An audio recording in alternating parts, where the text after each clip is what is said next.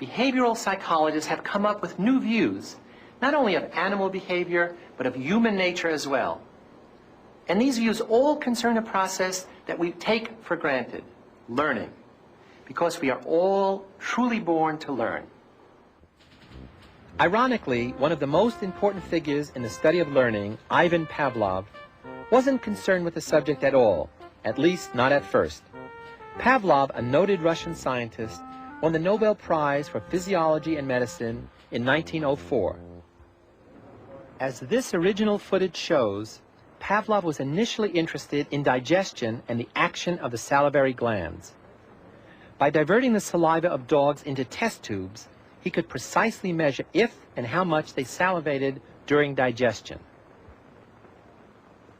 When food was presented, the dog salivated quickly, an inherited salivary reflex. But over repeated testings, a strange thing happened. The dog salivated before contact with the food. Just the sight of the food was enough to stimulate their drooling. Then, just seeing the food dish, or even hearing the footsteps of Pavlov or his assistants, was enough to trigger this built-in reflex. What was going on to elicit this response? Pavlov decided to find out by systematically varying the stimuli and measuring the dog's reaction. Metronomes, lights, and bells were all used as stimuli, and they all worked as stand-ins for the food. What mattered was not the kind of stimulus that was used, but the fact that it reliably signaled that food was on the way.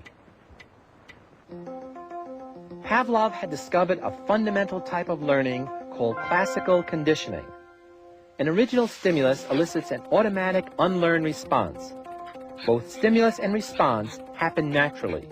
They are unconditioned.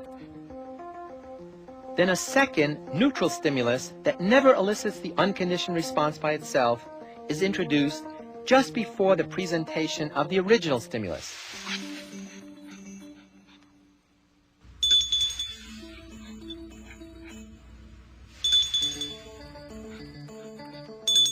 If the neutral or signaling stimulus is presented alone, and a response occurs as if the original stimulus were still there, we say that conditioning has taken place. The arbitrary neutral stimulus becomes a conditioned stimulus.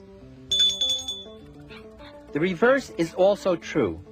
Pavlov and others studied the extinction over time of such conditioned responses. When the subject learns that the conditioned stimulus no longer signals a desired event, the acquisition process is reversed, as the learned connection is gradually weakened.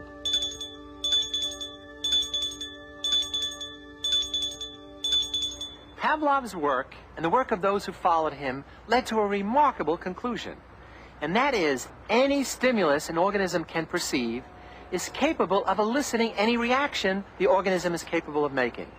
This means that virtually any sound, sight, or smell can influence the way our muscles tense or relax, our moods fluctuate, or even the way our attitudes are formed.